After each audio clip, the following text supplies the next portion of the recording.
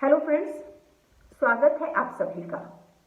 आज मैं अपने विद्यार्थियों के लिए एक योजना पर चर्चा करूंगी जिसको कि संसदीय कार्य मंत्रालय के अंतर्गत चलाया जा रहा है। यह योजना है नेशनल यूथ पार्लियामेंट स्कीम, राष्ट्रीय युवा संसद योजना। इस योजना का उद्देश्य क्या है, किस प्रकार से इसमें प्रतिभाग किया जा सकता है, इसकी प्रक्रिया क्या है और किस प्रकार से विद्यार्थी इस योजना से लाभान्वित हो सकते हैं। क्योंकि भारत एक लोकतांत्रिक देश है और यहाँ पर संसदीय व्यवस्था को अपनाया गया है।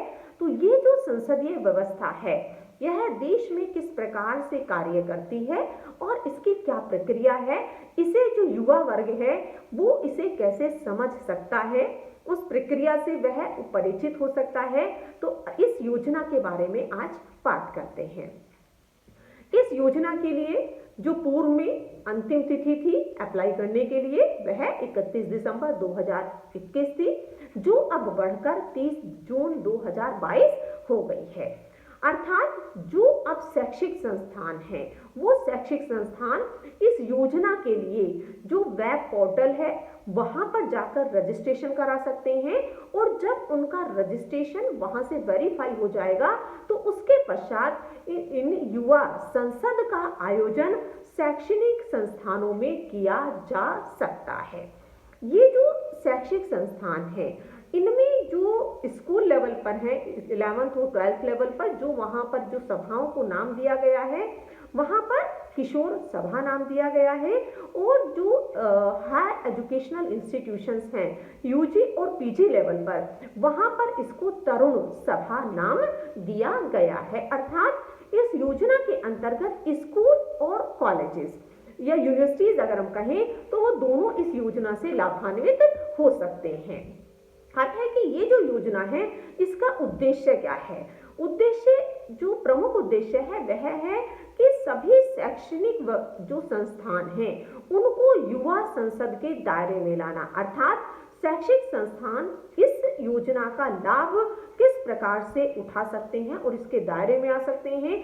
जो लोकतांत्रिक भावना है उसको युवा वर्ग के अंदर किस प्रकार से विकसित किया जा सकता है।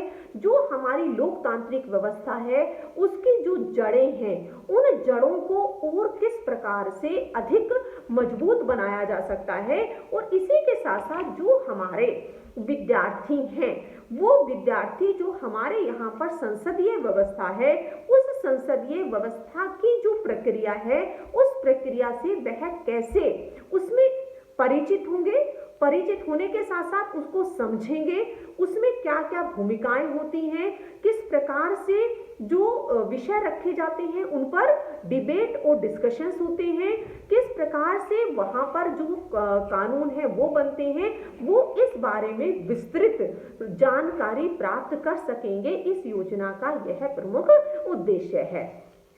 अब जो ये शैक्षिक संस्थान है जब इनका रजिस्ट्रेशन हो जाता है और रजिस्ट्रेशन वहां से वेरीफाई हो जाता है तो उसके पश्चात ये शैक्षिक संस्थान अपने विद्यार्थियों के लिए युवा संसद का आयोजन कर सकते हैं।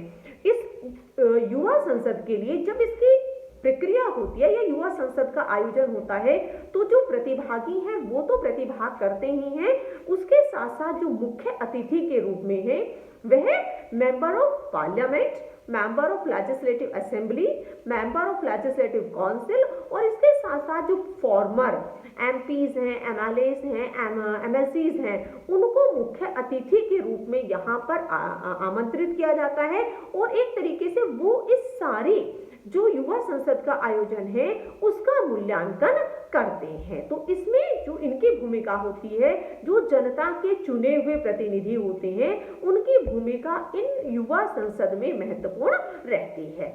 अब हम बात करें कि इसका थीम क्या रहता है, किन विषयों पर युवा संसद में बात होती है।